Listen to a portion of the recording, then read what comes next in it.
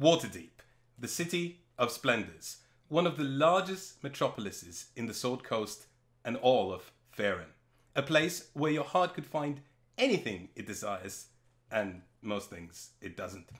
Its skyline is dotted with gigantic statues taller than trees. They once threatened the city to tear it apart, and now they are frozen and inert, forever a reminder that in Waterdeep, anything is possible. But our story today isn't about mythical heroes, giant monsters, or otherworldly threats. No, our story is about 4 companions who could simply do with a little bit more coin. Whilst the city is gripped in a tight fist of a gang fight between Xanathar's guild and the Black Network, the Jentarim. Dear viewers, I welcome you to Waterdeep, Dragon Heist. Hello everyone. Hello everybody. My name is Evka. I will be your GM today. And before we do anything else, I would love to introduce you to our cast. So first up, Elaine, would you take it away? Yes. I am Elaine. I am playing a character called Marche Docume.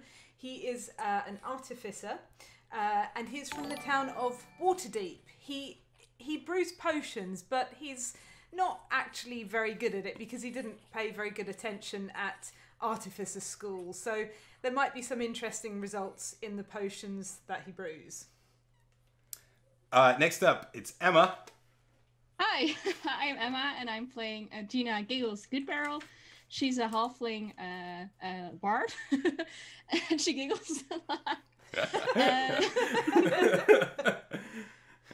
She grew up on the Pirate Isles in the Sea of Fallen Stars, and she was brought up by her parents, who were both bards and met while working on pirate ships. They formed a musical duo and then played on all the ships, all the pirate shanties you could imagine. Nice. Paul. Hi, my name is Paul. I'll be playing Aris, who is a human rogue who will tell people that he's from Waterdeep, but he isn't really. He's from a little further south, and maybe we'll find out more about that soon. But Waterdeep is the ideal city for a young, slightly confused rogue to get himself lost in and hopefully become anonymous for, I don't know, some kind of a sketchy reason. He seems fine. He's probably nice. He's charming. He is completely directionless and clueless, so I'm sure everything will work out. Mm-hmm. And finally, Ross. Hi, my name's Ross. As just told, I'm going to be playing a character called Rogan Morbash, and he comes from a noble flock. He grew up in the Coldlands, which is kind of to the east, northish, as a half-orc, and he's been trained in the arts of fighting, but he is not important where he grew up. So he's headed to Waterdeep to kind of make a name for himself in the Adventurers Guild. There's a few things I'd like to bring up before we jump straight into our adventure today. So first of all, if you've never played Dungeons & Dragons, welcome. You will not be the only one. In fact, one of our players has never played Dungeons & Dragons before. Ross, this is your first ever game, isn't it? It is, and I am full to the brim with trepidation at both the story and my ability to roll dice. I think it's incredibly brave that you're playing your first game on stream. I'm sure nothing will go wrong. Everything's going to be fine. So for the sake of viewers who've never played before, sometimes we'll just explain how D&D works as we go along. But if you've never played it before, all you need to know is that it is a theater of the mind thing where we have characters, our players have characters. They will embody those characters in a story that I will narrate. And whenever there are situations that impose multiple outcomes, I will be, together with the rules of the game, the adjudicator. I noticed Ross is already dancing. So that's a good thing. That was me walking Elaine recognized actor's talent. I see. I'm sorry. This is how normal people walk. I'm just saying. Oh dear. I'm just saying. The other thing, this is, if you're watching this on YouTube, this is being streamed live on twitch.tv/no pun included. We're streaming every Saturday at 8 p.m. for if you're watching now, this is obviously the current time. UK time, 8 p.m. UK time. 8 p.m. UK time. But also, one of the very important things I'd like to mention is that if you wish to donate towards this, specifically this D&D live stream, then there's a donate button at the bottom, just below the Twitch page where you're viewing. And if you do donate, then all of the proceedings will go to our cast and to support their time spent doing this. So we appreciate any and all donations. Thank you very much. Finally, we will not be monitoring stream chat as we go through the course of the adventure. We're just going to focus on role-playing, but also if you do make a donation, we'll call out any messages that you leave together with your donation at the very end of the stream. Just to reassure everyone, any donations that go that we take will go towards Bessie. So. Yeah. Okay. Yeah. Any cut of this that we get will go towards Bessie's treat. It's her birthday tomorrow. It is. What? It is her birthday. Yeah. tomorrow. It's Bessie's 1-year-old birthday. Yeah. That flew by. Yeah. I It know. did. Flew by. Yeah, Yeah. that did. I'm making her a cake. Don't tell her I said that. She's upstairs asleep. So She also has presents and everything. Yeah. she does. Hope she's not listening to this. Don't spoil the surprise. And one more thing. If you do want to partake with others in the discussion about our D&D live series, we've created a Discord server specifically just for that. And once again, just on the Twitch page below the viewing screen, there's a button with the Discord logo that says you can join here. And if you click it and join it, you'll be able to chat about our game and various other things. We're on there. We'll be chatting together with you. So if you want to have a word with us about how this D&D game is going and how you already hate all the character decisions that we've made. Wow. I know. Just going off in Discord now is. Apparently someone's saying that the Discord link is expired, but that doesn't seem to be the case for me. It's showing people joining and everything, so I don't know, maybe try again. Should be fine, should be working. Technical difficulties as usual. Yeah. Yeah. We'll put the link in other places as well. So. Yeah, we'll put the link on Twitter Yeah. and YouTube and Yeah. various other places, so you'll be able to find it if it's not working for you right now. This will also be an audio stream at some point. Not stream. Oh yes, this will audio be recording. on YouTube and will be a podcast at some point. We'll announce the details for that later. And I guess with that, without further ado, I'm excited to jump into Waterdeep. yeah, shall we begin? All right. Deep into the water. It's beginning, isn't it? Okay. Classic bard. Welcome to the infamous Yawning Portal, a Waterdavian tavern, so named perhaps because of the gaping giant circular hole in its floor that leads to a maddening dungeon, or perhaps because that hole swallows those who dare enter it whole. But you're not here for adventure, you are here on business. You sit around a sturdy wooden table lit by brightly burning candles and littered with plates cleared of food and half-drained tankards. The sounds of gamblers yelling and drunken adventurers singing bawdy songs nearly drown out the off-key strumming of a young bard 3 tables over.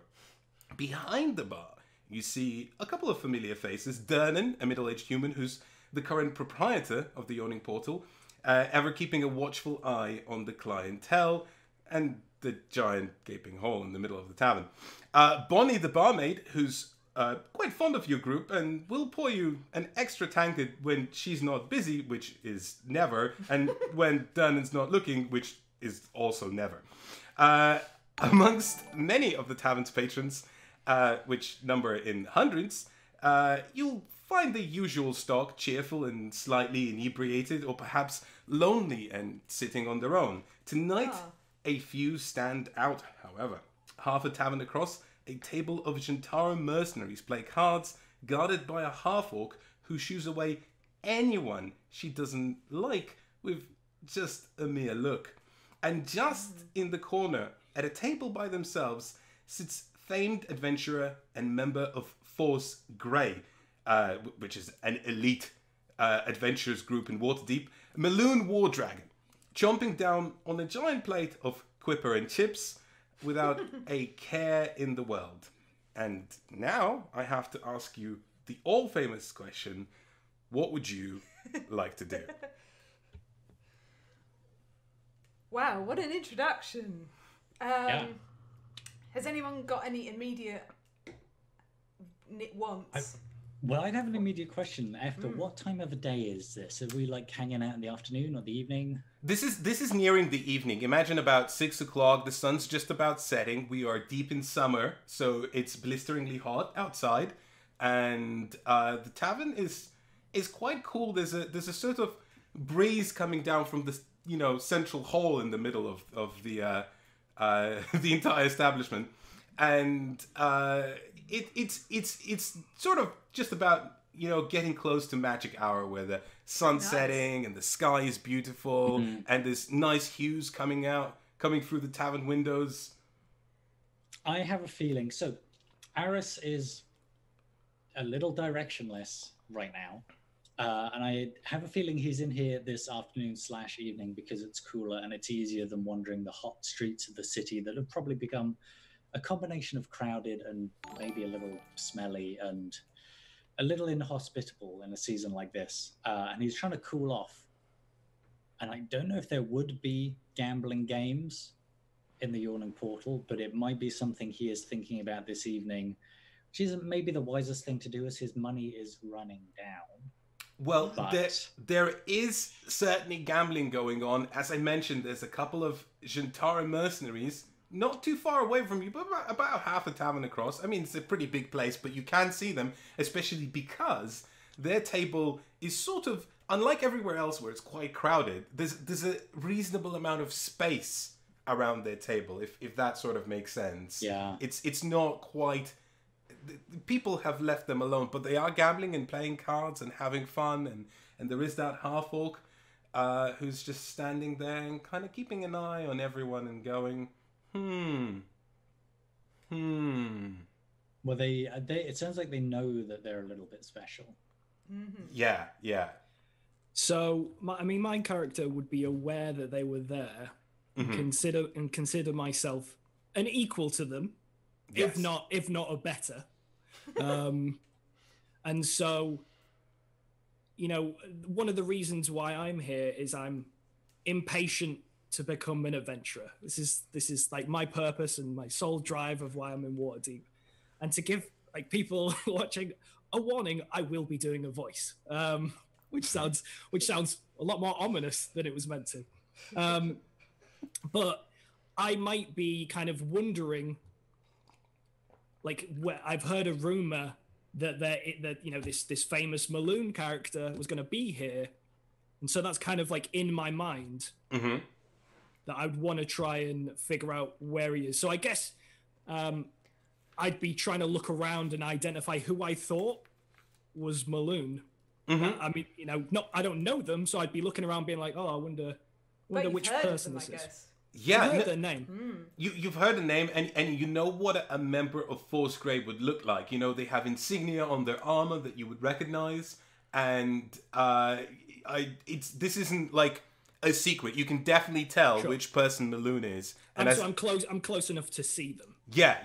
As I mentioned, he's sitting on his own, just munching away at a plate of fish and chips. He has a number of various condiments assorted around his table, and then he'll pick up his fork and stab some chips, stab some fish, and then he'll dip into one bowl, second bowl, third bowl, fourth bowl. Oh no.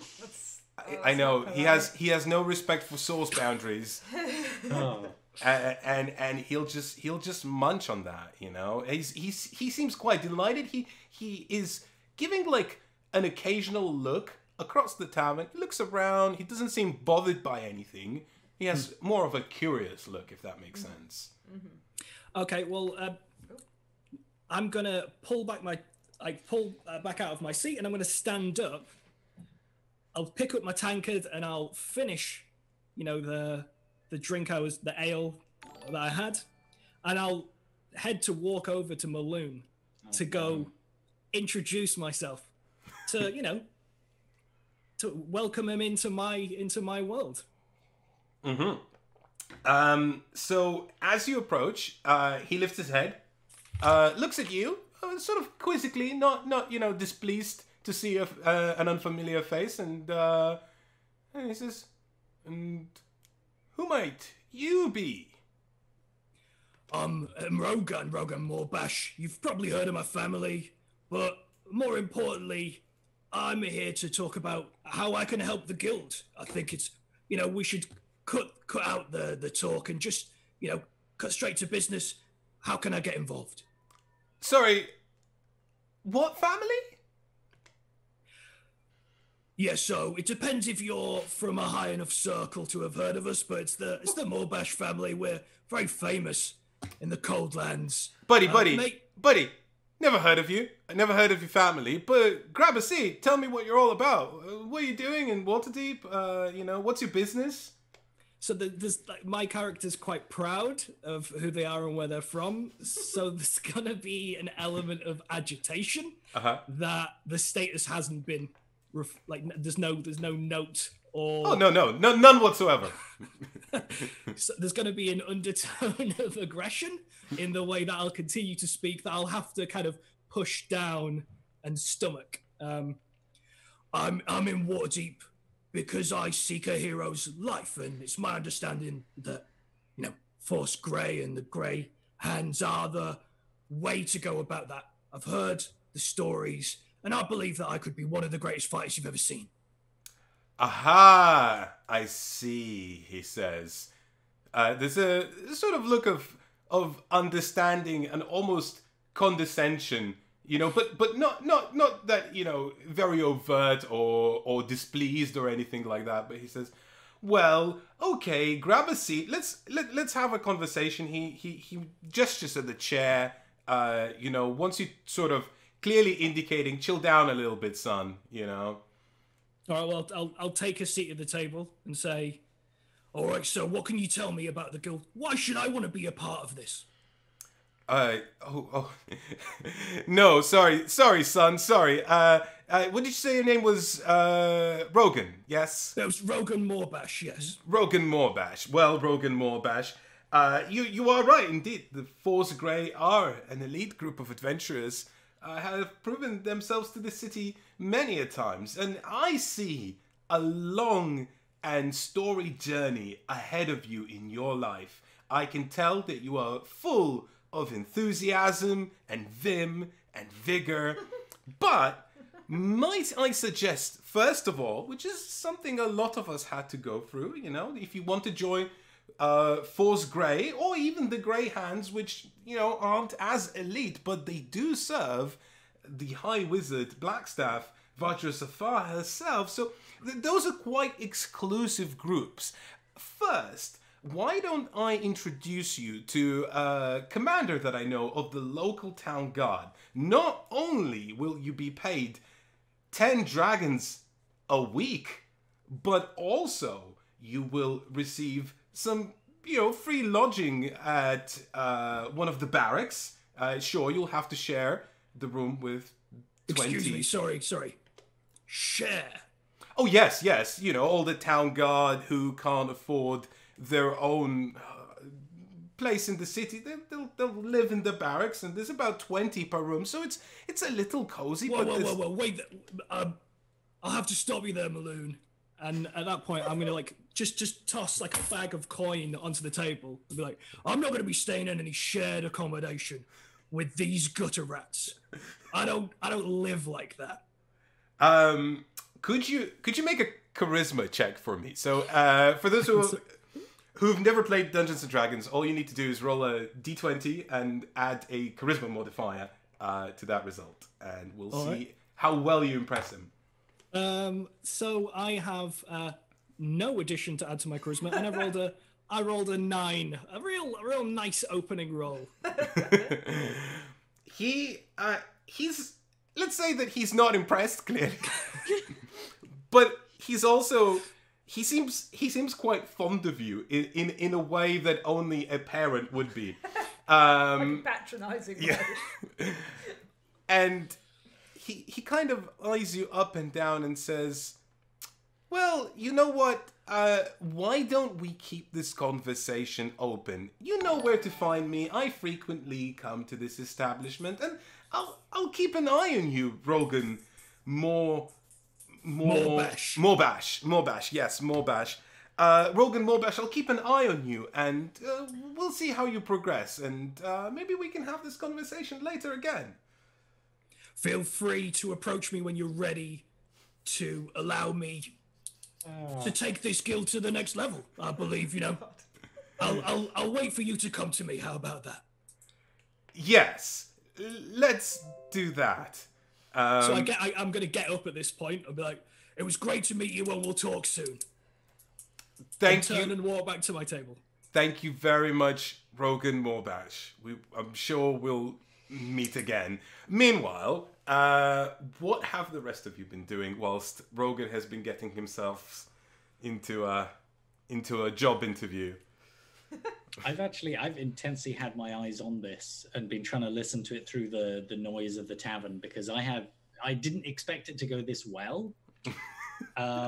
And it always goes well for Rogan, whatever he wants. Don't be shocked by the strength of character, Paul. That was meta. Break the fourth wall. Well, you mentioned another bard playing, right? Is that, or what kind of songs were they playing? And not good songs. So there is a bard. He's not too far away from you, just about 3 tables over. He's a human bard, and he sort of is playing all right. His lute skills aren't the worst, and you've definitely heard worse. And you know, you are somewhat of an expert on musical instruments, so you can tell that he knows a thing or two about playing a song. But his delivery is somewhat lacking. It's like someone blew up a balloon and just started slowly letting the air out. It's that kind of like that. Yeah. Uh-huh. Yeah. So like someone's chasing a mouse. Yeah, you feel like at some point this tavern probably had a decent bard, but there is a stand-in at the moment, just kind of trying to strum along. And again, you know, the music itself on the lute is not bad. It's just the attitude and the delivery is somewhat lacking. Before I want to fix him up, like fix that sphere, I kind of want to talk to Bunny, because I met her while traveling here on the caravan, and she sent me a letter that she was going to work here, and I kind of want to check in with her. Yeah, you can definitely see Bonnie. She's the barmaid. She is just sending tankards flying across the bar, you know. She's keeping it going. The tavern is alive. There's people walking up to the bar all of the time, and she's just wham, wham, wham. She's got it going. Is it like sliding over the bar? Like, yes, absolutely, yeah. Well, I want to walk up to her and try to talk to her in between her shift. She sees you immediately. She's got her eye on you, and she sort of gestures, you know, 2 seconds, and then in those 2 seconds, as she's walking towards you, you know, she's kind of grabbing a tankard as she's going, you know, finding the nearest tap, filling it up, sending it flying to whoever's ordered it, you know. So she's really on top of this, you know. And as soon as she walks up to you, she says, "Gina, so good to see you again. I'm really sorry. I'm a little bit busy right now, but could we you know, once it dies down a little bit, I'll make sure I'll sort you folks out with a couple of ales." She sort of looks around at the tavern keep-down and just, you know, keep it on the down low, and we'll have a nice chat. Meanwhile, you've got good musical skills. There's a friend of mine. He's playing over there. He's not very good. Could you give him a few pointers? Yeah, I can do that. I will do that, Bonnie. Just keep working, and I'll check in with you later. Just hit me up when you're done. She waves at you as she's already walking away and, you know, pouring another tankard, keeping it going. She's busy. Yeah. Well, then I'll walk up to the guy that's playing and introduce myself. Like, "Hey, I'm Gina, and I can see you're a bard. What a nice lute you have." Oh, Oh, hi, Gina. No, yeah, this is my loot. I bought it a year ago. I really like it. It's a nice. I'm sorry, I'm a little shy. That's okay. That's okay. I can see you. You're dressed like an adventurer. I I am. I I I I also have something in common with adventurers, and that is that I really like my loot. Oh, yeah. Do you want? I also have a loot. Do you want to see it? No, this was a joke. Like, like loot, like what you get from a dragon's cave, and then the instrument. It's the same word. Yeah, that's funny.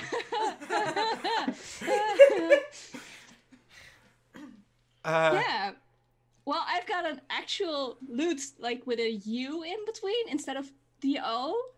Oh, Like the yeah. musical instrument. Oh yeah. Oh wow, you play as well? Yeah. Well, how about we play a song together? I have this song. He pulls out a sheet, it's sort of crumpled up, and you can barely read the notes on it because it's all scribbled and everything, and it's in complete disarray. But you can sort of tell apart what the song is and how it's supposed to go. It's called "I Once Was an Adventurer," and it's got a lot of wordplay on the word loot and loot. So you feel like he's got that going for him. And He used to be an adventurer, and then he took a lute to the. Oh, sorry. it's Yeah. not out of the realms of possibility. That line might be in the song, yes. Yeah. And I just interject to say, at this point, I can hear the conversation, and I'm gesturing for more alcohol. Continue. Is there any way for me to fix up this song with what I see in front of me with the musical notes? Yeah, absolutely. Why don't you give me a performance check, and we'll see. Performance, that's a 15. Nice. Okay, so it wasn't easy. You sat down with him at the table, and you kind of had a look over the song, and we made a few notes. It took some effort because there's the cacophony of people around you, and his scribblings aren't exactly intelligible. But you took out a piece of parchment and rewrote it and fixed a few lines and made them a little less punny, if that makes sense, and a little more funny. Which also rhymes, but Yeah. And yeah, you feel like you've got a decent song going. And do you want to perform it together for everyone and see how that I'm goes? gonna suggest him that I sing, and he will just accompany me on his lute with his Seems lute. wise. I think that's prudent, yes. Immediately demoted. I like it. Well, Yeah. I mean, because we rewrote the song together, I think having also to figure out like multifocal, it's not gonna work. So I'm like, oh, you have been singing, just rest your voice. I will do the singing right now. Subtle. Hey, guess what? It goes great. As soon as you two start playing together, everyone's heads turn. Everyone pauses just for a little bit, just to pay attention to what's going on, because suddenly this melody that they've heard 1,000 times before and are frankly quite bored of it is sounding a lot better.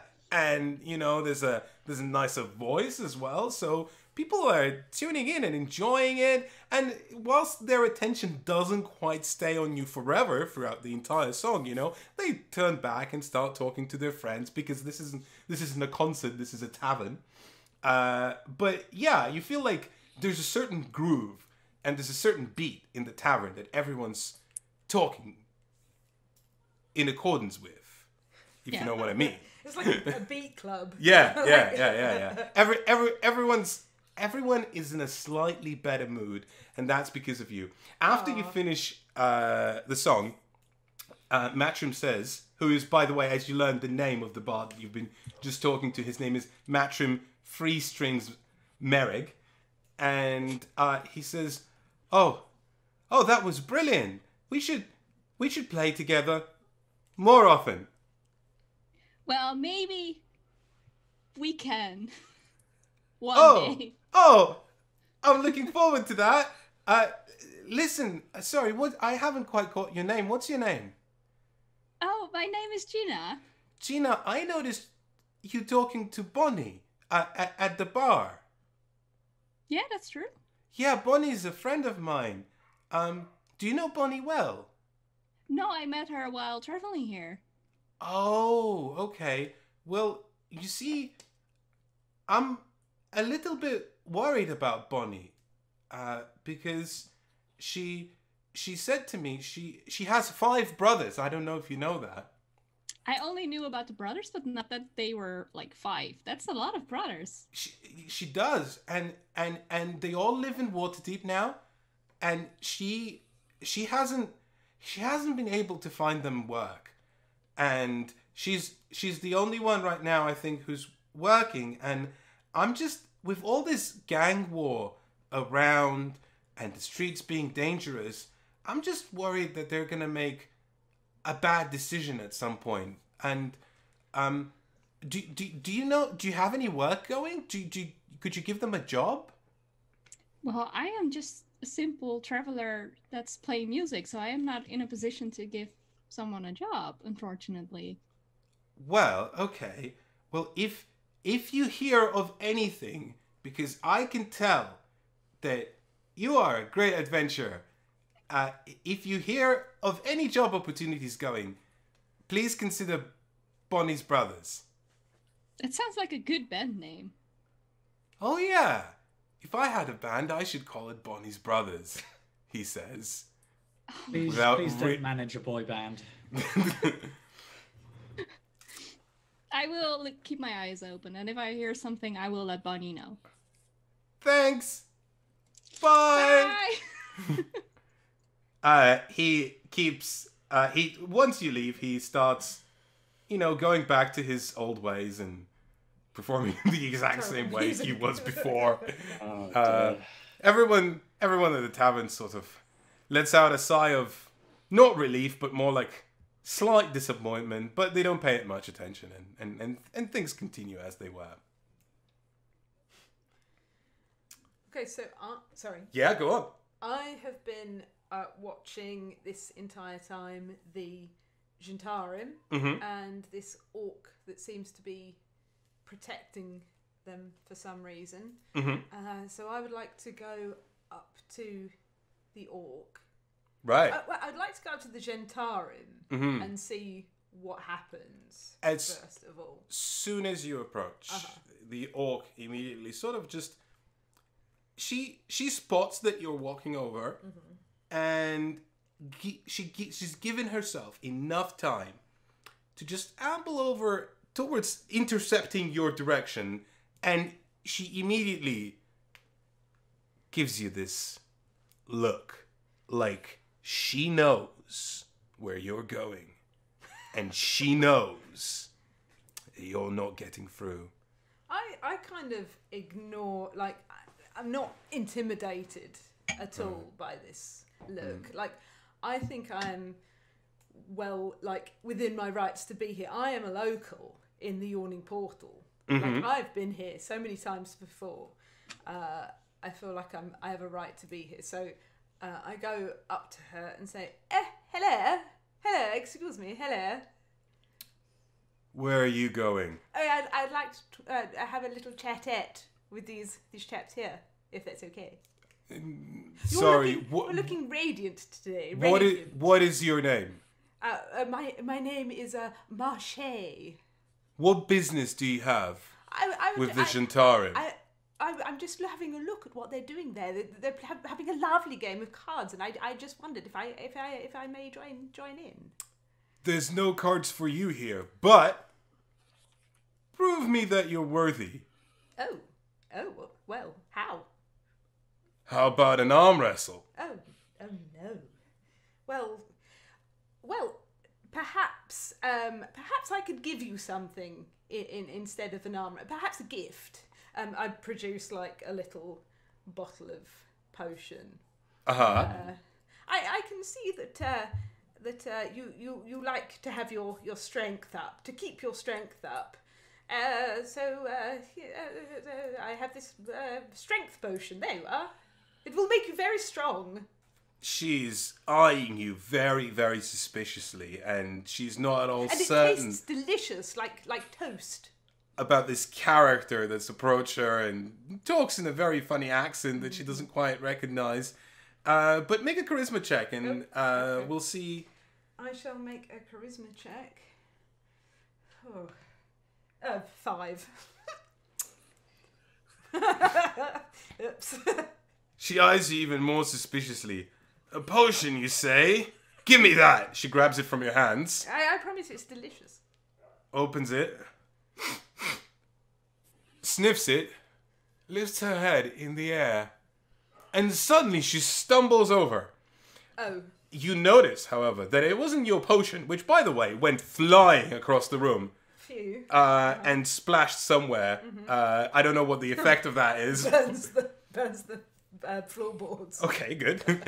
But you notice that there are suddenly five hulking figures standing behind the half-orc. And they say to her, clearly shoved her, right? They say to her, Yara, this is the last time you messed with Krenzo and his gang. And I'm Krenzo. And suddenly, Yara, who you've learned her name is, just as soon as she sees him, like being shoved over, she just launches herself at him. Like there's suddenly a bar brawl. People from all over surround, this table. And things are happening. Things are flying. Tankards are flying. People are yelling, screaming. What do you all do? How do you all react to this? How do you all respond to this? I want to play a tune that, like a typical bar fight tune. Typical bar fight. Yeah, just like cheery bar fight music. Like a football chant or something. Ramp No, up the more like atmosphere. comedic. Well, Like- like Seven Nation Army, by the Yeah. way. Strokes. Oh wow! I think Aris's reaction is immediately like I'm at a table with a few different folks, right? Yeah. And I imagine everyone's attention goes on what's happening. Mm-hmm. If there's any unattended food or drinks, I might sort of move those towards me and then just move under the table.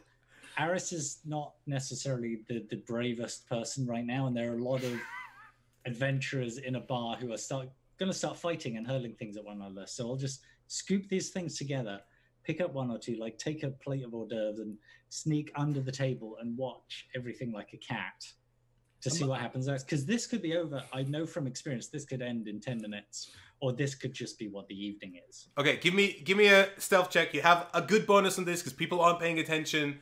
But let's see what you managed to nab. Well, Aris is extremely stealthy, of course. For good purposes only. That's quite good. That's 18. Oh wow, that is Yeah. quite good. Okay, I think you managed to find some scraps of pretty decent food, and you managed to combine yourself a plate. You managed to combine yourself a tankard from various drinks that you sort of skimmed off of without anyone really noticing. But also on your fantastical escapade of thievery, you've managed to come away with a little pouch, and you weren't quite sure what was inside of it, but the pouch looked interesting, and you have opened it up and saw a receipt for a deposit in a bank in Baldur's Gate. Does the receipt say anything else? Does it have a name or any more details about anything on there? It's written out to 200 gold pieces, but it doesn't. It's just a receipt. Like he thought, oh, this is something cool in this pouch, and it's just a receipt. It's not like a check or anything like that. It's just a receipt. I'd sit under the table, sort of eating a chicken strip and drinking some kind of gin concoction that I've acquired from somewhere. Gin and other liquids. Oh dear, is that wise? I don't know. We'll find out. And having a crisis of morality as to...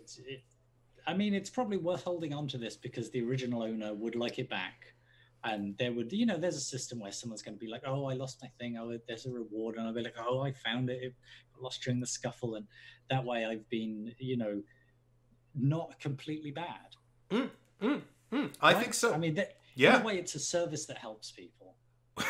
In a way, in a very roundabout way, but in a way. Go. And if those people are Aris, then I think it works even in a less roundabout way. I'm just something could have gone missing. It could have got wet. It could have been destroyed during the scuffle that is now scuffling like above my head and all. I just feel like it is. It's really, if you think about it, it's a very moral thing to do, to take this and to take care of it. I think so. Right? I think so. And you know what? I wouldn't think so if you had rolled a little bit less, but because you rolled high, I agree with you. What are the rest of you doing? Rogan is finishing his tankard, and then he kind of says to himself, "It's been a long time since I've been in a good bar brawl." And he kind of gets up, dusts himself off a little bit. So you're taking your time, yeah?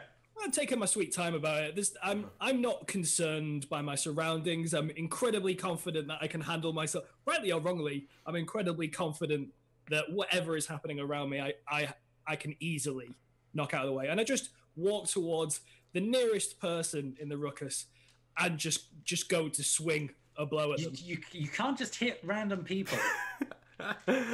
Well, it's in the ruckus, but so Rogan, by the time you make your way there, and it does take you some sweet time to get there, and there's people in the way, everyone's sort of watching, and pushing them out of the way. Yeah. Out of my way. Yeah. They're kind of sort of paying attention, sort of not paying attention, somewhere halfway in between, if you know what I mean. And you eventually get towards the brawl itself, where you see by now Yara is pretty much on top of this Krenzo guy, and he's on the floor. She's got him by the straps right here, and she's just pounding his head into the ground, back and forth and back and forth. And the other four guys are just on top of her, trying to peel her off and punch her in the guts or whatever. But she's taking in a few hits, but she's mostly ignoring them and just going at this guy. Which one of these people that you see first would you like to punch? I mean, there's a part of me that's deliberating because I kind of want to punch them all, and the challenge is really deciding which one I dislike the most in this current moment. So, which one looks the least important of the group?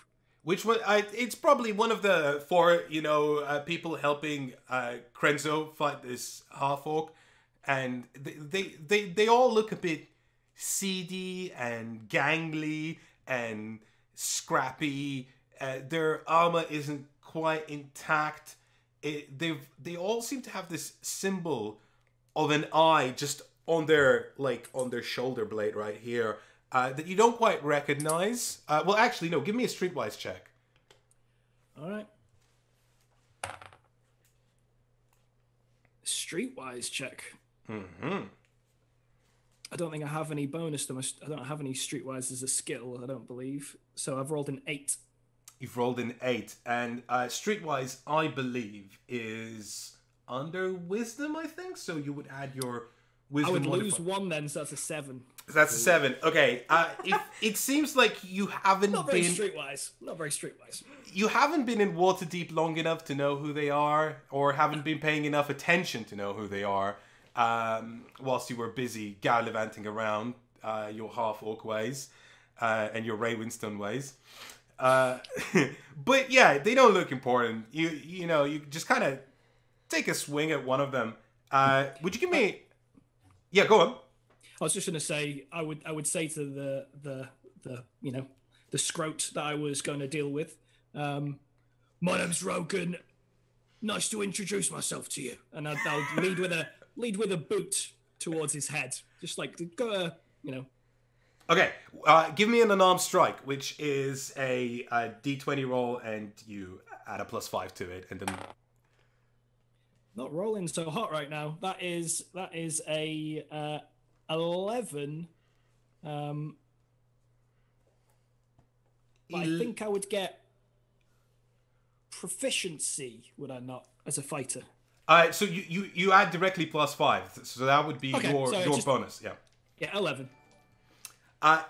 You make this impressive sort of, you know, like, hi, my name is Rogan, etc., you know, and just as you swing, at the very last moment, he just goes, and then ducks, right? And you thought you had him. You were certain you had him, but he just ducks and weaves, and then he's gonna get a hit of his own, right back at you, because he's gonna follow that up with a swing, but it's not even anywhere close to landing. You pretty much just extend your arm and go, no, stop, don't do that, right?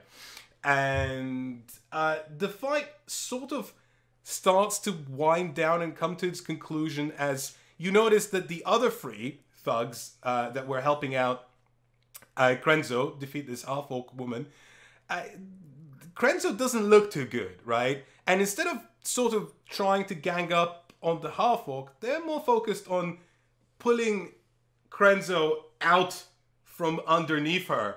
And you see Durnan now, who's the tavern keep, he's nearby as well. He's holding a massive sword, right? The likes of which you have never seen. I mean, that thing looks incredibly impressive. And he's like, right, you lot, 5 of you, never want to see your faces here again. Out!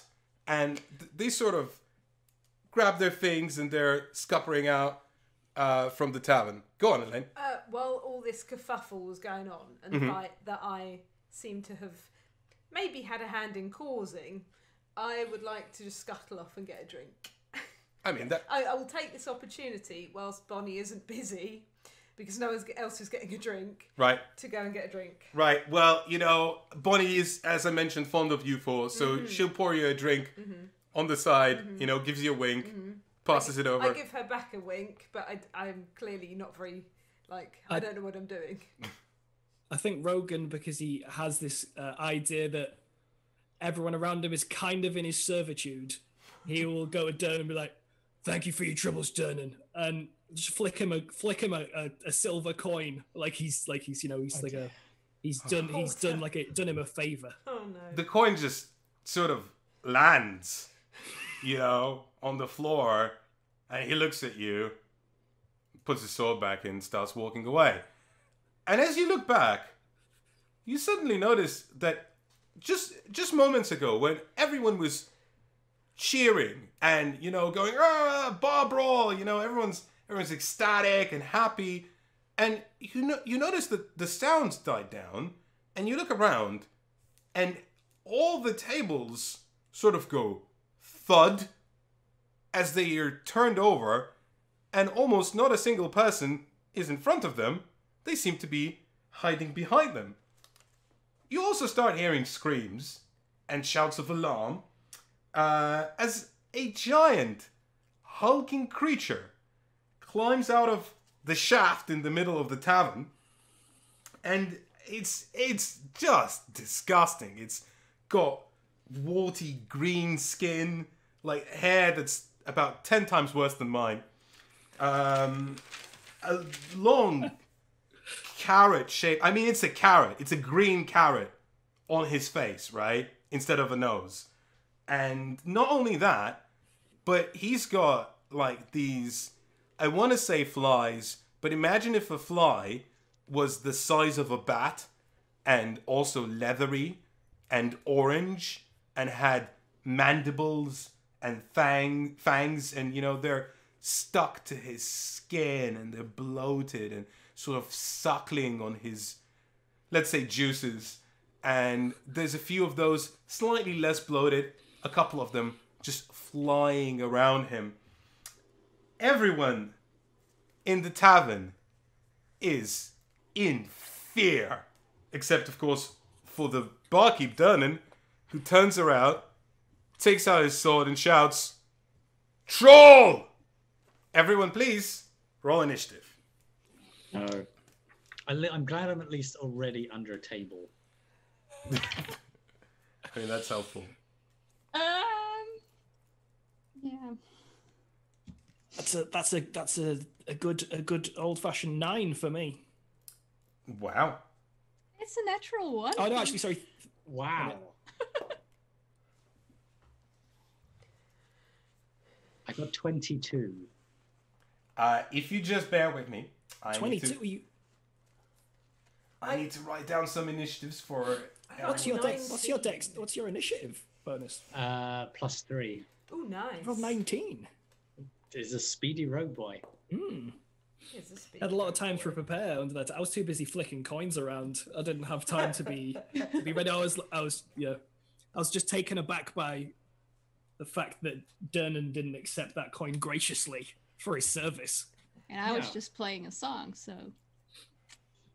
Even I though was hiding and being a coward. And now my opportunity is here for me to cease to really be a coward. you're going to prove yourself. Oh, absolutely. Nice. Or just keep hiding. You know. I'm likely going to embarrass myself, so on the sliding scale of things, I wouldn't worry about it too much. Yeah, I'm probably going to do that too. I'm going to try my best not to embarrass myself. I'm going to overcompensate. But I just downed a tankard of ale pretty quickly, so that might have some effect on this. Do you have a song, Gina, for a troll? Is there a troll tune you were looking to play in this situation? Not really. Not like troll, go back down that hole or anything. Oh, along that's those lines? good. I'm yeah. writing that one down. I mean, as a noble, I'm schooled in the arts as well. Aris, would you tell me your initiative, please? 22. Wow. 22 points of initiative, sir. Rogan, what have you got? It was a 9. Fantastic. Marche, 19. It's pretty speedy as well. Must have drank one of your potions. Probably Or- did. or I not. think. Yeah. and Gina, I rolled a 1. and your initiative modifier? It's +2, so it's a 3. It's a 3. Okay. Right. Okay. So, the first in this fight, you've just spotted a troll, and you've been scrounging some food and hiding behind a table, but you feel like stuff's serious right now, and there's a lot of people who are hiding under the tables just like you are, and just a few of the tavern's patrons have taken up to arms to sort this out. You've got Dern, who's got his massive hulking sword, and you've got Yara, who's just been fighting that Krenzo guy. So she's not exactly 100%, but she's not gonna just let this troll sort of she's got too much on the line, so she's gonna partake, and then there's you, Aris. What do you do? So how tall is the tavern? How many sort of stories does this have? I can tell you that because I actually have in the book this illustration of the tavern. I don't know how well you'll be able to see the tavern itself, but Oh yeah. this is the tavern. This is what it looks like. There's a bunch of patrons here. There's an amount of sort of space in the main room. Mm-hmm. For sure. Aris is immediately full of adrenaline and moving and energized by what's happening, because it's kind of terrifying, and I don't know if he will have seen a troll before or been in a situation like this before, even though he has been in some dangerous situations. He doesn't want to be caught under a table like everyone else, and he wants to get some altitude on this situation. So if there is some way I can get myself up onto, shall we say, a light fixture, by which I mean a chandelier, or literally, climb the side of the bar, climb the wall, especially if everyone's eyes are somewhere else. He's a very speedy, dexterous climber.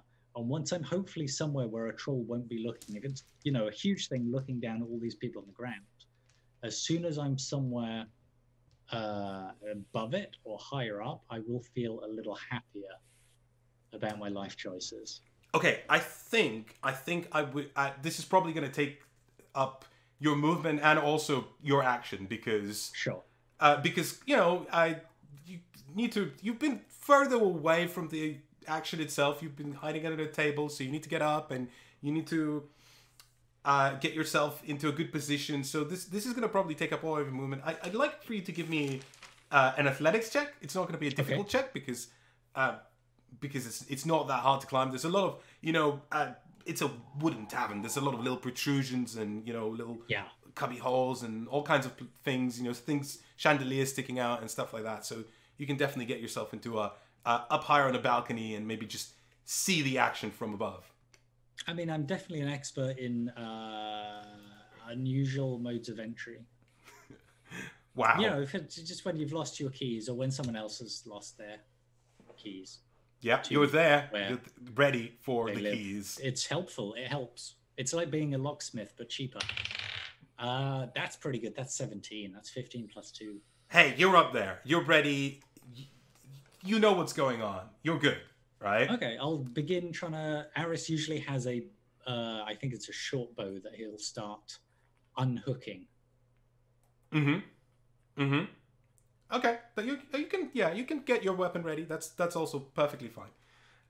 Next up is Dernan, who takes out his giant hulking sword and just yells at anyone he sort of, not at any one of you in particular, but at anyone who's joining him in the fight, you know, and just says, "Quick, douse him in fire," and goes, "Ah!" and charges, you know, the troll with his sword. And you're about to see something really special because this fella clearly has seen a fight or two in his days.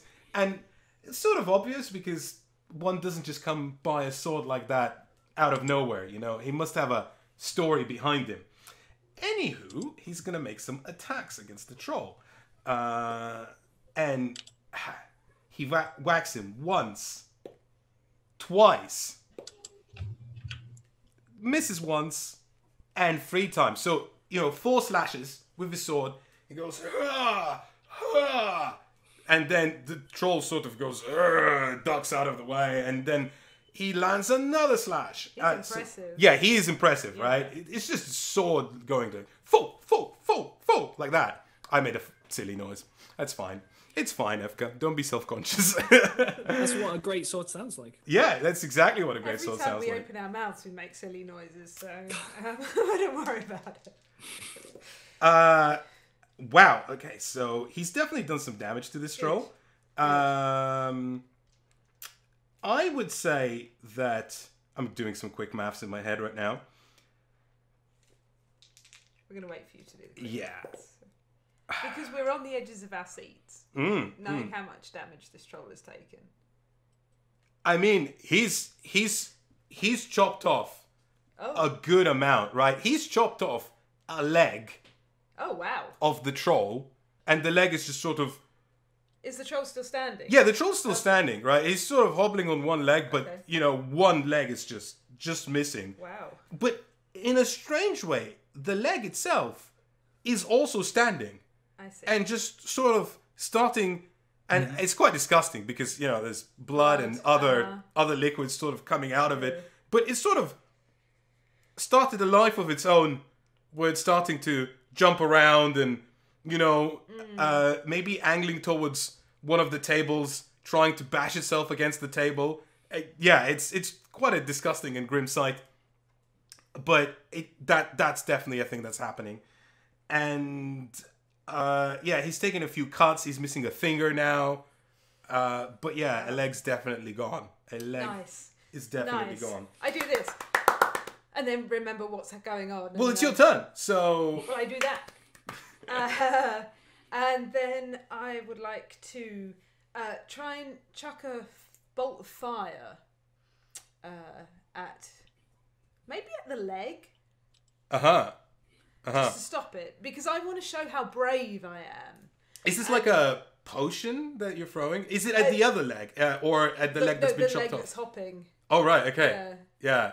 Because I want to show how brave I am, and I'll be honest with you. If you want to show how brave you are, that leg is not right. But I'm terrified. Okay. I'm terrified. I want to join in this fight against this troll, but I'm absolutely terrified. Go for it. So make an attack roll. I have never been in a situation like this in my life. Right, I've never started fighting anything. Like, I've been in this Yawning portal a load of times, and this has never happened. Right. Okay. So you're chucking a potion of fire at him. I'm chucking a potion of fire. Elaine, you have advantage on this roll because you're attacking a leg. A leg. Well, there you go. That's okay. 15 plus 5 is 20. Oh, but 20. Not a natural 20. Okay, so good news. The leg is aflame, right? And it's... Oh, no, I just do 1d10 fire damage. Yeah, go for it. Okay. Yeah. Yeah, okay. 7. That's pretty good. The leg is definitely aflame, right? Good. So that's the good news. It sort of even starts to wither and lose its vim and vigor, if that makes sense, and eventually just falls to the floor. The bad news is that Dunnan shouts, "Wrong leg, you idiot!" And next up, we have the troll. Oh. He is angry. I mean, the words the troll is saying are not words you understand. I'll be right back. Yeah, no worries. Nor do you wish to understand them. Bear with me. Technical difficulties as Elaine's headphones fall to the floor. But you can tell that the troll is really angry. He's not gonna punch any of you because none of you are nearby him. And even though Marche did chuck a potion of fire at the troll's leg, it wasn't the troll himself. So he's gonna launch his claws right into Dunnan. Let's see what happens. Oof. If you give me a second. Stats are funny. I have to pay attention to them. Okay, well, the troll is quite discombobulated, but he swings with one arm, and because that arm just had a finger chopped off and is bleeding, it's like he clearly misses Dunnan and just sort of like flies over him. And the troll's quite tall, and Dunnan finds it easy to duck underneath the swing. But he swings again because he's a troll and he's got many arms. Just two, but many attacks. And that is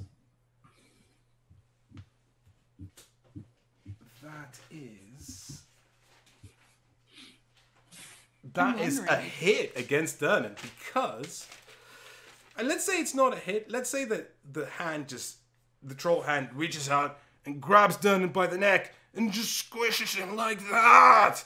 Oh wow. Yeah. Let's see how badly he squishes him.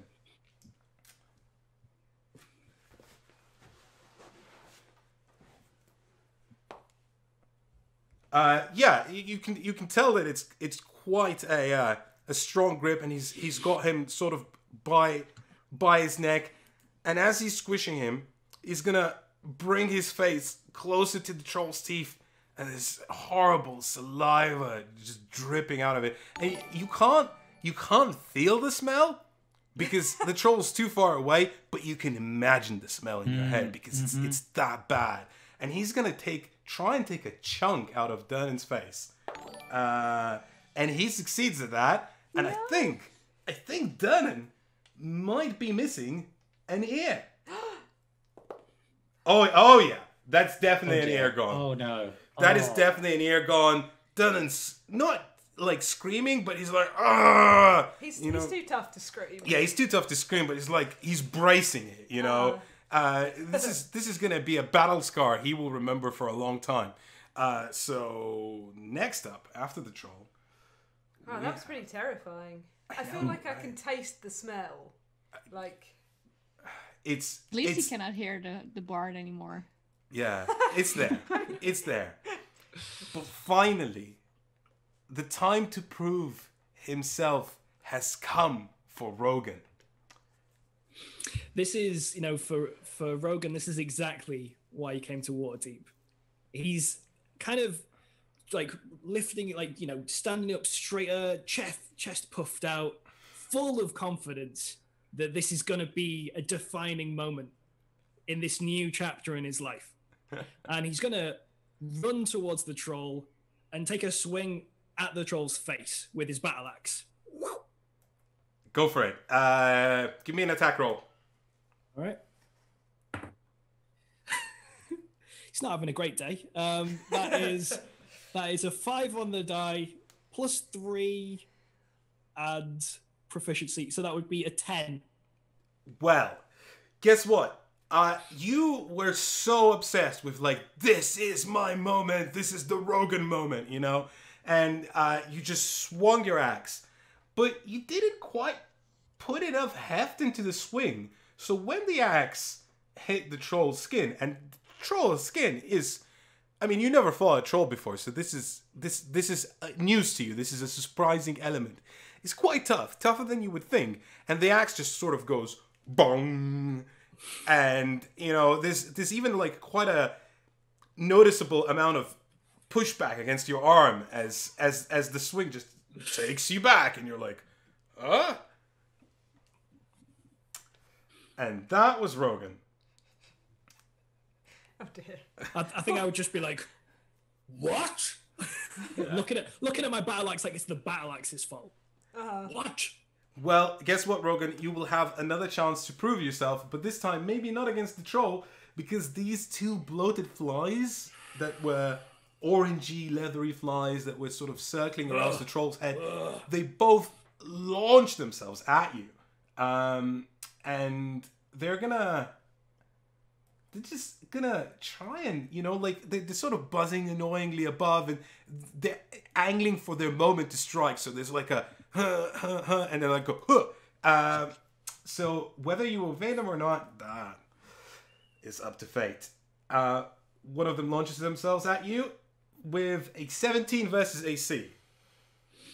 Which I'm on 16 AC, so that would be, I believe that's a hit. You've an got opportunity to hit, yeah. You've got a horrible smelling fly that not only deals you 4 damage, piercing damage, Yikes. but it's also now attached itself to you. Ugh. Right? And it's sucking things out from your face. It's not pleasant.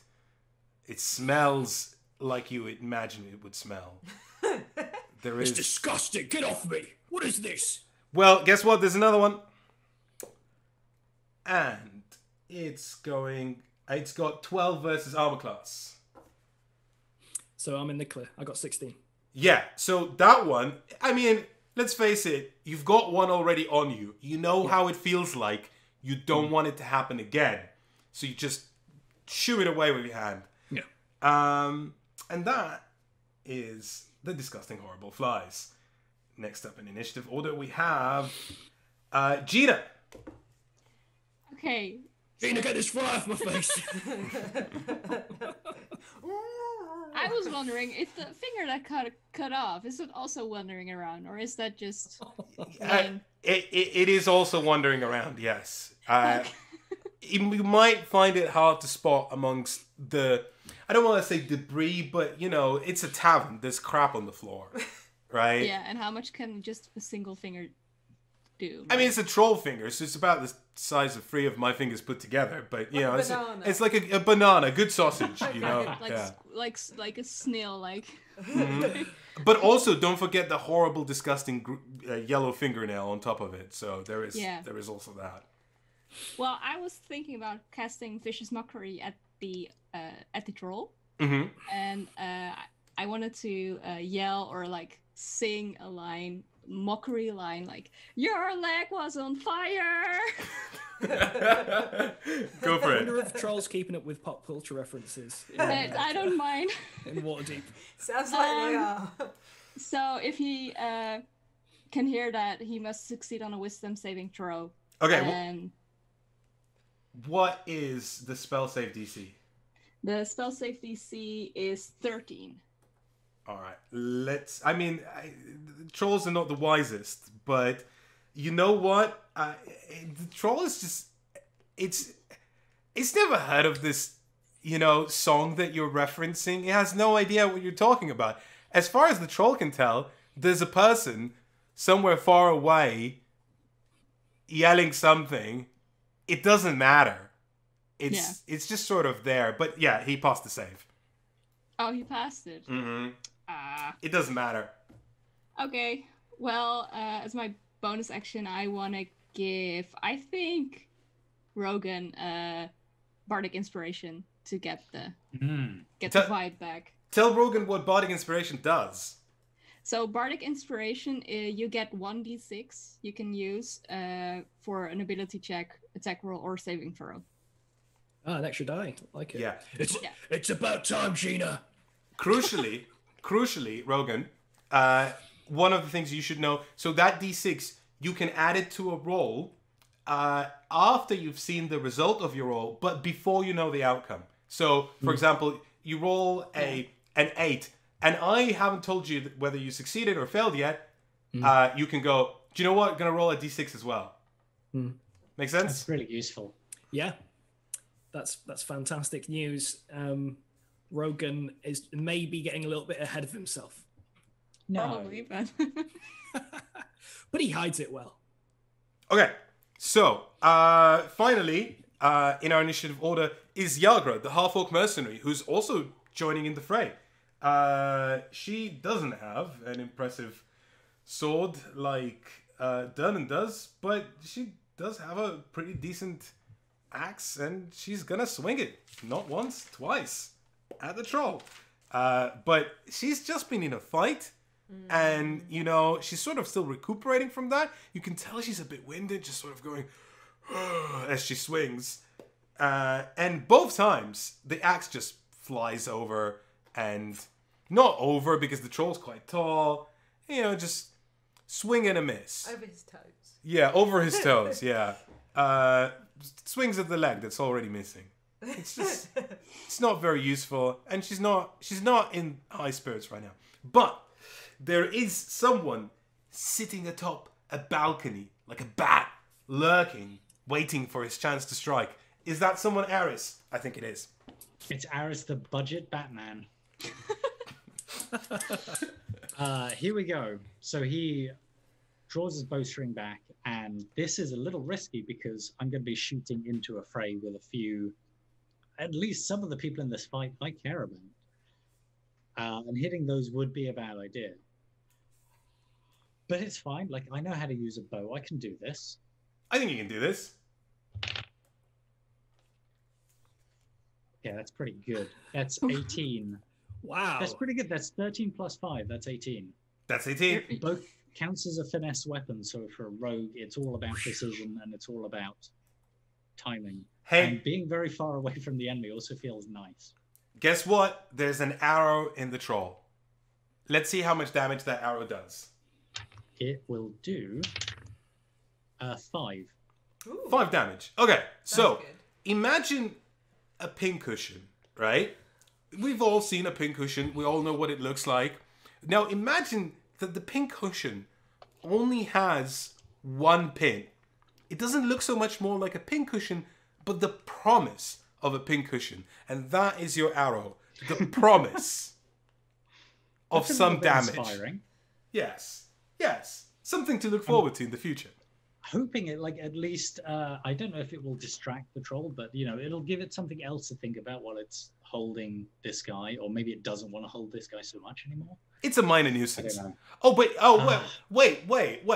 Okay. So, you did make a pretty good athletics check. You did climb up. I would say that the troll is distracted enough to not notice you from above, right? So, I will give you advantage so you can make your sneak attack dice roll. That's an extra D6. Yes, it is. In which case, let's add an extra 3. Fantastic. to that. That is a slightly bigger pin in the pin cushion, which is good. You want big pins; they're useful. You want a variety. It's a big Hey, troll, look, right? I'm just used to normal-sized people. This is larger than sort of, this is outside my comfort zone. Honestly, I should be being paid for this.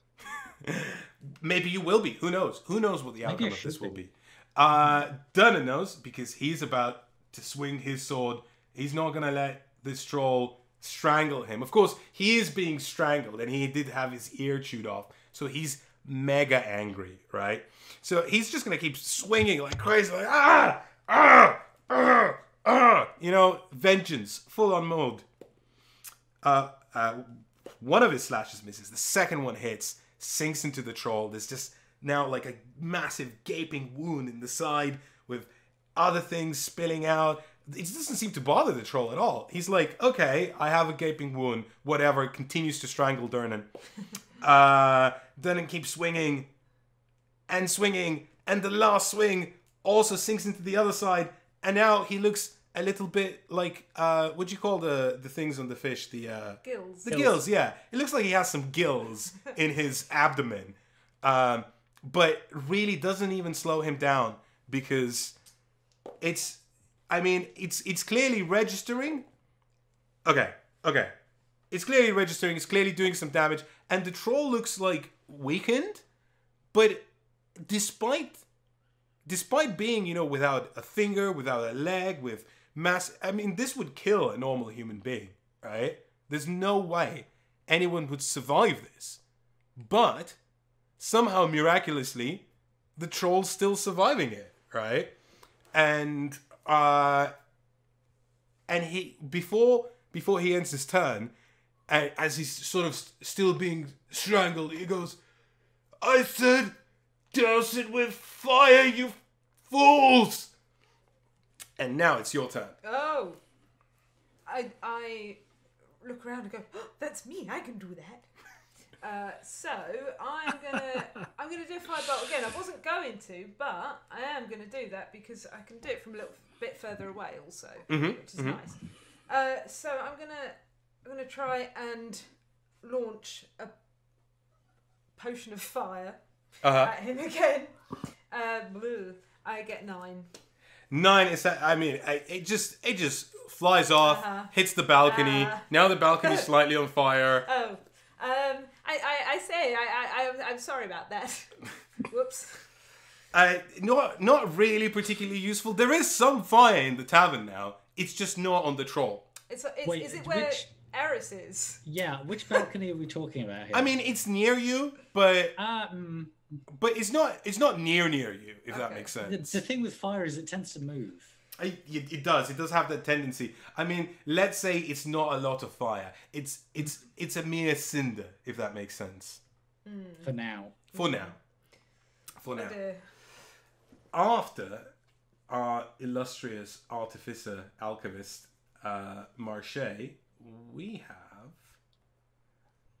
have the troll, who is gonna keep strangling Durnan, and he just whams into him. There's another hit of, he's holding up the troll with one hand, with Durnan with one hand. The other hand is sort of going, his nails are digging into his scalp, and it's disgusting. And you can see some blood come out. It's not good. And there's also, another bite following up, and let's see how much damage that does. He didn't bit off an ear this time. It just sort of merely inconvenienced Durnan with maybe a little scar on his cheek, a little beauty mark, if that makes sense.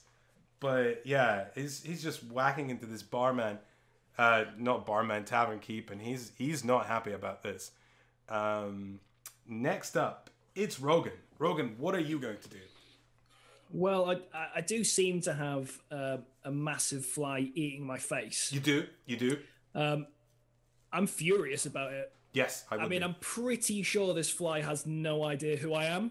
Mm-hmm. And it's incredibly disrespectful for it to be biting this face. So what I'm going to do as a solution is I'm just going to try and headbutt the nearest solid surface as hard as possible. It's a foolproof plan. It's a foolproof plan. I mean, okay, it's brilliant in a lot of ways. It's something. Yeah, it's something. I mean, I was contemplating swinging an axe at my own face, but I had the wherewithal. I had the wherewithal to think that was probably not a good plan. Headbutting a hard surface, though, What can go wrong? What can go wrong? I mean, I will Splitting say your own skull. I will say that if you're trying to headbutt something that you can't see very well, you will have disadvantage on this roll because you can't see very well. I mean, the rolls are all going his way at the minute, so let's see what happens. I've got the bardic inspiration. You do, you do. That's true. Yeah. I don't think I'll need it, but let's see what happens. Well, the question is, can that be added to damage? I don't remember. Attack roll, ability check, or saving throw. Oh, okay, not to damage then. Yeah. Okay.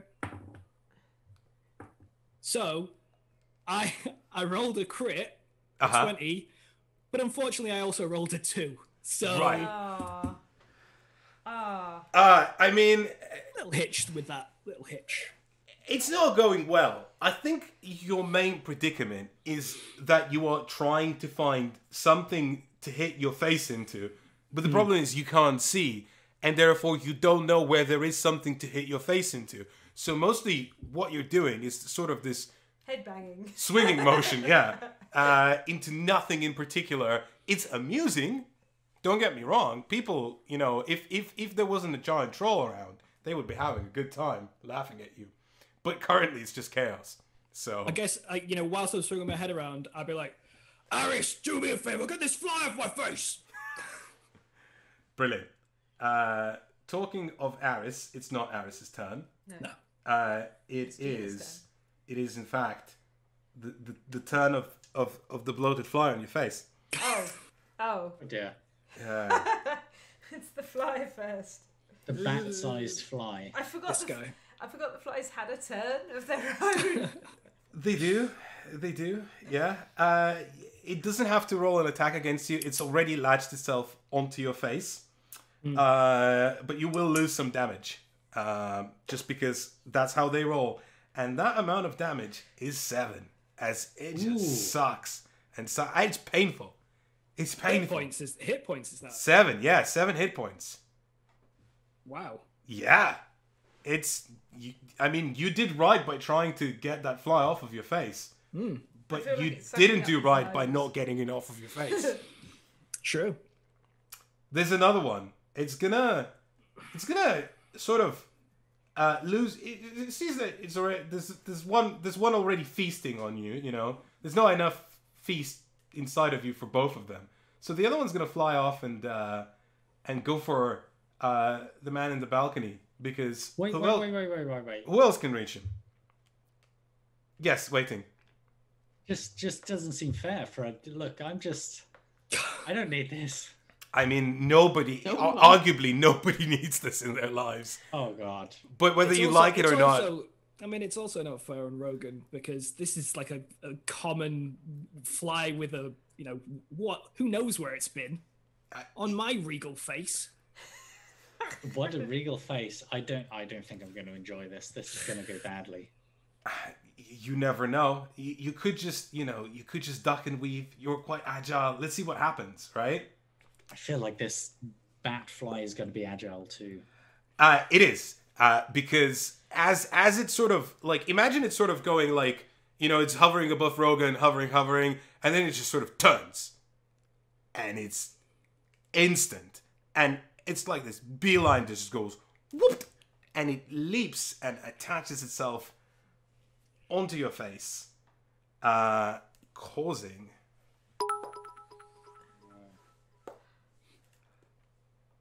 8 points of damage. That's horrendous. It is. And it's now latched itself onto you as well. I don't enjoy that. Nobody does. I'll be honest with you. There isn't like a club where people go, do you know what? I actually quite like that. It's just no one likes it. Yeah. Oh dear. This is actually. I could have told you I wouldn't recommend the fly on the face. It's not my favorite. You have experience of it.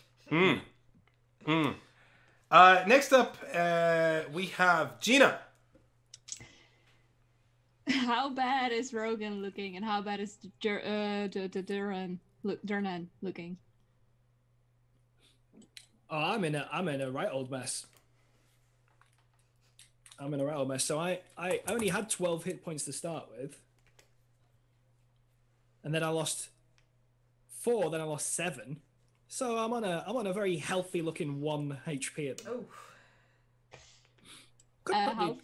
How far away am I from the others? That's more important question. Well, Aris is definitely everything is within reasonable distance because this is a town. It's a big tavern, right? But you because you were quite in the center of it. You were just performing a song and everything. You know, like you are sort of in the epicenter of the action. I'd say that everyone is. If you need to move, you could get there within a turn. It's not a problem. Yeah. I think I will go up to Rogan then and cast cure wounds to make sure he doesn't go down. That's a D8, isn't it? Yeah, so I have to touch him and D8 plus spellcasting ability. Oof. I rolled a 1, but you get 4 hit points because my spellcasting is charisma plus 3. That's better than nothing, right? I mean that's I'll take bad. it. It helps.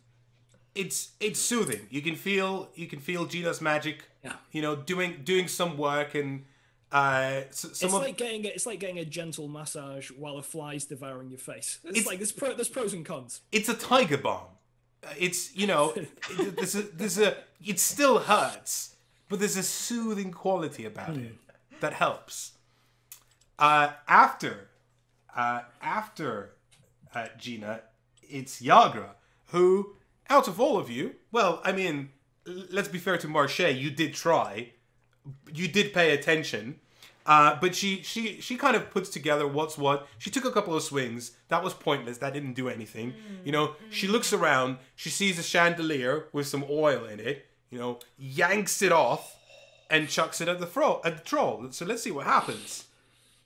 Hey, that's pretty good. Is that enough to hit the troll? I hope it is. I can do something with fire if the troll is covered in oil. Okay, it looks like the troll is just about to duck from this, you know, like little bulb of oil that's clearly a flame. But as it sort of turns, it doesn't quite turn enough, and it catches onto the troll's back, and suddenly it just goes woof. Oh, it's already a flame? Yeah, it's already a flame, wow. right? Oh, wow. So Okay. the troll is just you know, immediate pain. Troll It's noise. suddenly as if all the, you know, that little arrow that Aris launched and Quite a big arrow. yeah, all right. You know, all, I might axe throw. Of course. the gills that done and imparted, you know, the leg that's missing, all of that has suddenly taken effect, and the troll screams, "Let's go of Dunn," and slumps on his knees. Knee. Knee. Knee. The other knee's missing, so inevitably keels over to the side like that. Pops a stone underneath it. Oh, I mean, some tables are gone. They will need to be replaced. Not to mention the floor. The troll is dead. Hooray! Hooray. I mean, I still have But a the fly flies. on my face, I would like to point out. But yeah. Same. Yeah, well. Hooray! Yeah.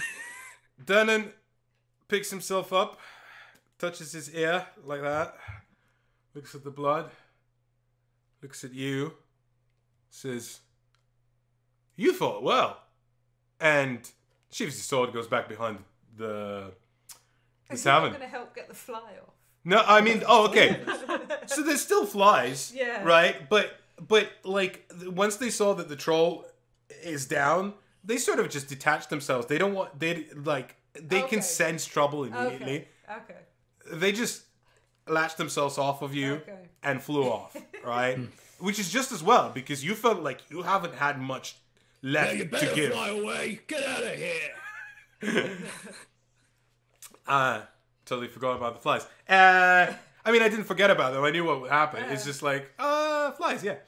I think a little part of Rogan believes that it was his swinging always around of his doing. head that intimidated the fly to make a quick. He hasn't seen anything that's happened, so he doesn't know what's going on. I mean, it did something. I'm just not sure it did what you think it did. I mean, I was impressed by it for sure. By the headbanging? Yeah, I saw all this headbanging going on, and then suddenly the troll died and the flies flew off. Troll set on fire. Whoa! Yeah, the Fly troll flew set on away. fire, right? All because of this headbanging. That's kind I'll of how tell I saw Rogan it. that he could help out with the act by dancing and headbanging. I think that would be a nice addition to the performance I do. I think so. Yeah. People perform for me. I don't perform for them. Oh, wow.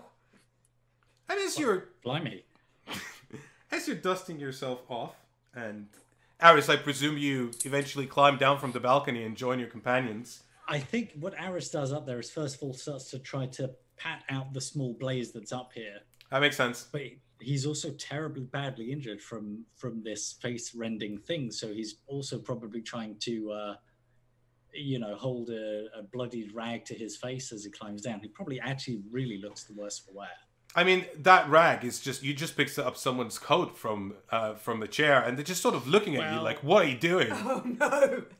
In fairness, like, I feel in the grand scheme of things, a troll coming in and tearing people apart, like, there's more things to be worried about.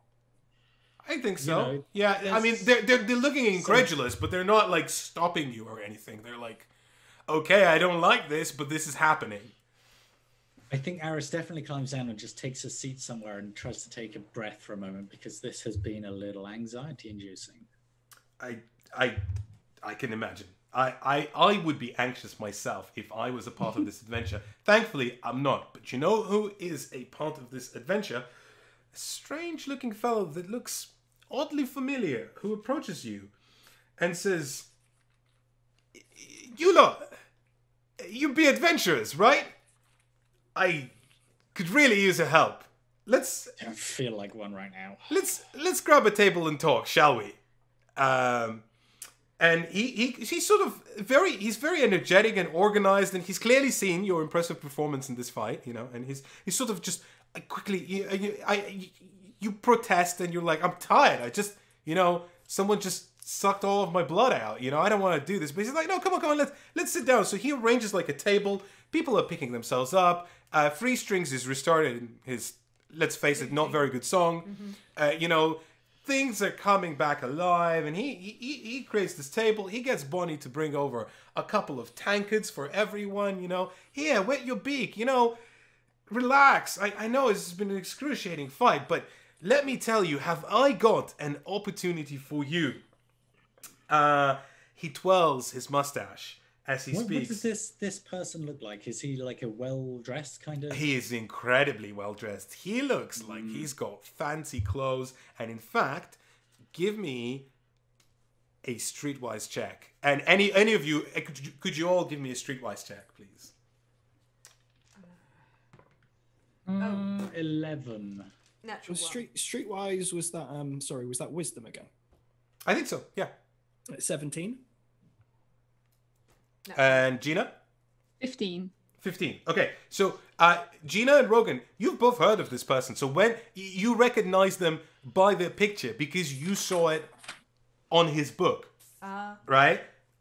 So when he introduces himself as Volathamp Gedam, chronicler, wizard, and celebrity at your service, he's not lying. I trust you've noticed a fair amount of violence in our city, and these past 10 days have not been easy. I haven't seen so much blood since I last visited Baldur's Gate. But now I fear in all of this, he sort of gestures his arms around like he's slightly mad. I might have misplaced my friend, and I like my friends. His name is Floon Blagmar, and poor sop, he's got really more beauty than brains, and I worry he took a bad way a couple of nights ago when I left him at the tavern, and was maybe kidnapped or worse. If we could arrange some sort of a deal, with you fellas, will you track him down for me? I would happily pay you. And he takes out a couple of pouches and drops 4 pouches on the table. Each of you, receive one, and you look inside, and there's 10 dragons in each of them. I would happily pay you 10 dragons now, but you see, I have a check coming in the post very soon for royalties on Volo's Guide to Monsters. He says very, very loud so that others can hear him. and I can promise you 10 times that to all of you if you find my friend. Well, I think that's a super offer. I think we should do it, chaps. What do you think? I think I oh, go on, sorry. Money. Yes, well, we all do, but we don't have to tell him that, do we? Well, Follow, my dear. Hello. It's good to see you. Good to meet you. Sorry. Are we familiar? What's your name? Of course, yes. We've met before. I know you well. I perhaps I know that you suffer from the writer's block sometimes. I've heard that you are a writer and you suffer from the writer's block. I have something that could help that. Could you make a charisma check? Yeah. You have advantage on this. Oh, really? Yeah, you do. Oh, hello. 19. He's well impressed. How did you know? How did I know? Sorry. Writer's block. Oh, well, you said that you have royalties coming from a book, and all writers tend to get a writer's block. So, and you look like a lovely, well-dressed, fine chap who knows what they want and knows what is good for them. And I know also what's good for you, and I can offer you something that can help you.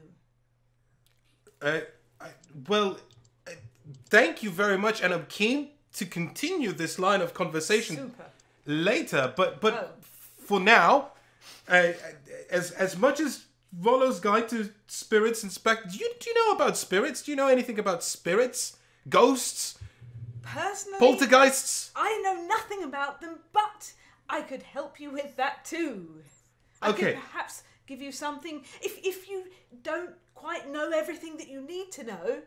I can give you a potion that will make you know everything. I'll tell you what, if we you will write the best book that you have ever written in your life. Once we find my friend Floon, I can promise you, and you only, he looks at us, I appreciate that you're all, offering your services. You haven't accepted yet, but in his mind, you already have.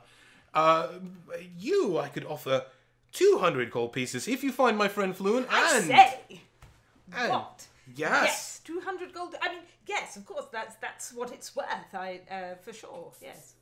He doesn't notice that clearly you're talking out of your bum, but he's that impressed. Writer's block turns out exactly what he was suffering from. Right. Yes.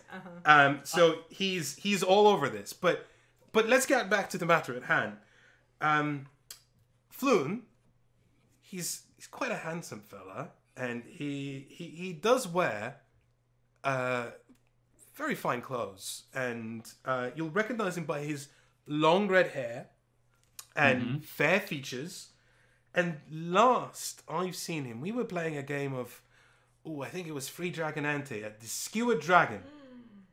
I guess if you were to look for him, maybe you could look for him there.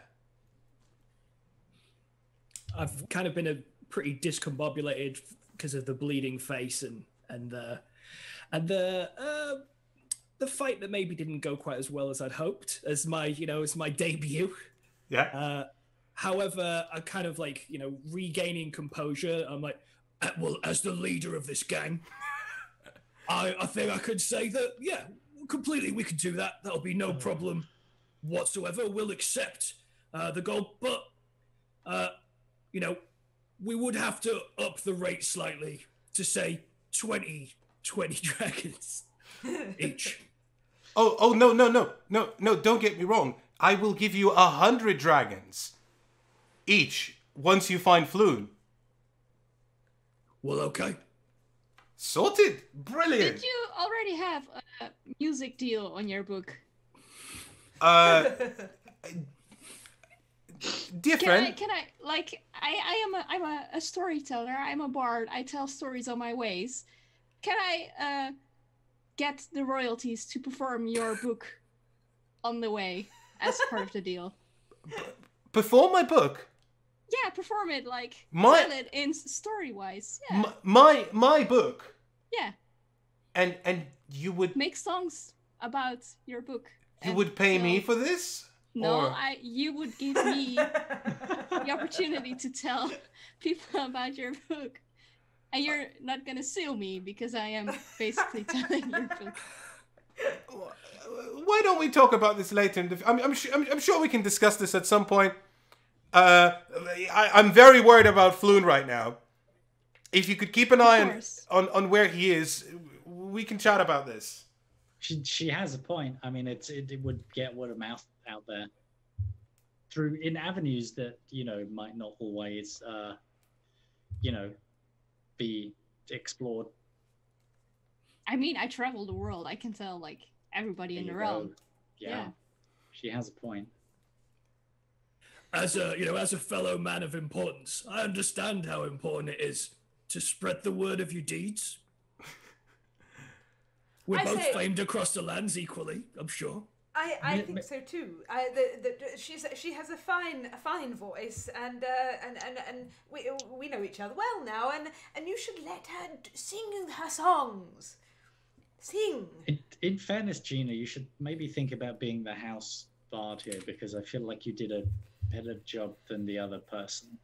Oh, do I want to be the house bard in a place where there's gonna be trolls crawling out of the ground all the time? Yeah, I don't know. Maybe the pay is good. I'm not sure. That's a perfectly good I point. mean, I wonder about those trolls. This time, it didn't go great, but I'll definitely have the better of them next time if they show up. Friends. Floon, my friend Floon. Yes. So but my Mr. friend Floon. Mr. Volvo. Volotham Gedam, or you can call me Volo. Volvo. Okay. No. What does he look like? He's got red hair. Floon, yes, he's got red hair, fair features. If you mention the name Floon around, people know who he is. He's a man about town. What does he do? He's a man about town. He doesn't really do anything. He sort of has money and spends it. Yes. All right, I'm just trying to build up a picture of sort of where he may have gone, or what he. I would definitely check the Skewered Dragon. That's where I've last seen him.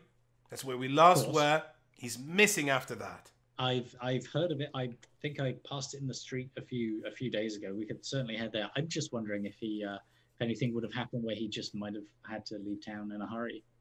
No. Floon's not like he's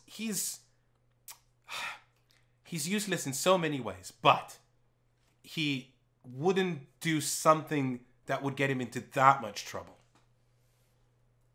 Can I inquire? Have you checked the Skewered Dragon yourself? Oh no, why would I want to go back there? That place is a dump. Well, to find your friend. Yeah, but if something happened to him, then something like that could happen to me as well. I see. And then who's going to get my royalties? That's true, you got a point. I'm going to finish eating these chicken strips, and then I suppose if we want to go down there, my head is killing me. It's a deal. Anything you find out, report to me back here. I'll get myself a cozy table. And with that, dear adventurers, we will end tonight's inaugural D&D stream. Thank you, everyone, for partaking in this. I had a lovely time. I hope you had a very lovely time. We had a couple of donations come in. We had a donation from Bo Hansen, and we also had a donation from Wendy Gasparazzo, who left a comment and said, "The cast is a treat. Great start to the campaign, and glad to see you all having a blast." Thank you very much, both Bo and Wendy. We really appreciate it. Thank you. Aw, thank you so much. That's really nice. nice. Thank you. What a nice start. Thank you, everybody who has joined us this evening, or whatever time it is for you. It's been we've had a lovely time. I've had a lovely time. Me and Efka is what I meant. Have had a lovely time, I think. I had a brilliant time. Good, yeah. I haven't DM'd Dungeons and Dragons in quite some time, and it was wonderful to come back to it. And I hope everyone has had a nice time joining us. Yeah, don't forget a couple of things. We stream every Saturday, 8 p.m. UK time. That's 3 p.m. Eastern and 12 noon Pacific. But we'll tweet about it and we'll tweet about it. Follow us on Twitter. This will go up on YouTube. This will go up in podcast form. And there is a Discord server you can join. I hear there's some issue with clicking on the button, but people in chat have figured it out. I've seen that happening. We'll make sure to sort it out and make it work. What else? I just want to thank everyone who partook in this and who's watching live and keeping the conversation going. And I hope you had a lovely time partaking in Dungeons and Dragons with us. And I guess where can everyone find everyone in the cast if Yes, they the want to lot of find you. you otherwise? Okay, well you don't have to say anything. We're all very shy. You are all very shy. Just say, okay, I'll go first. I'm more used to people coming to me than me. Of course. Me advertising myself.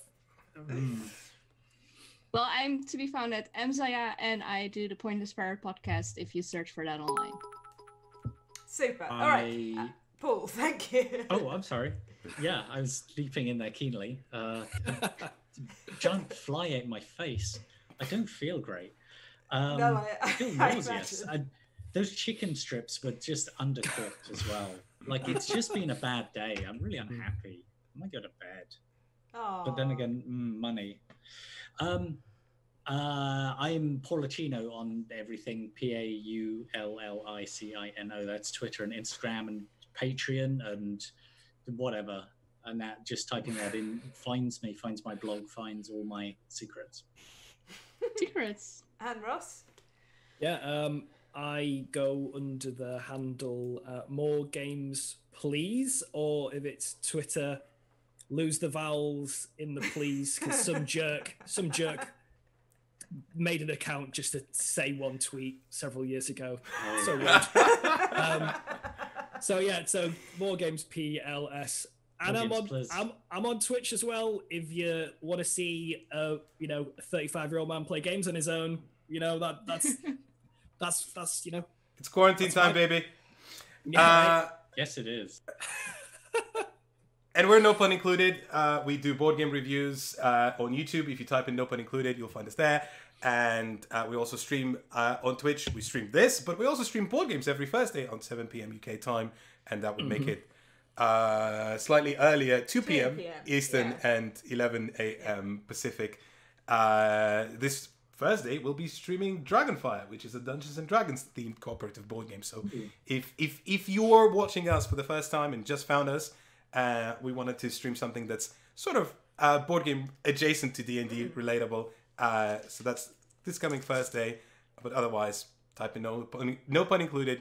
You'll find both of us. And that's going to be it for tonight. Thank you everyone for joining in. We'll see you next week. Bye. Bye.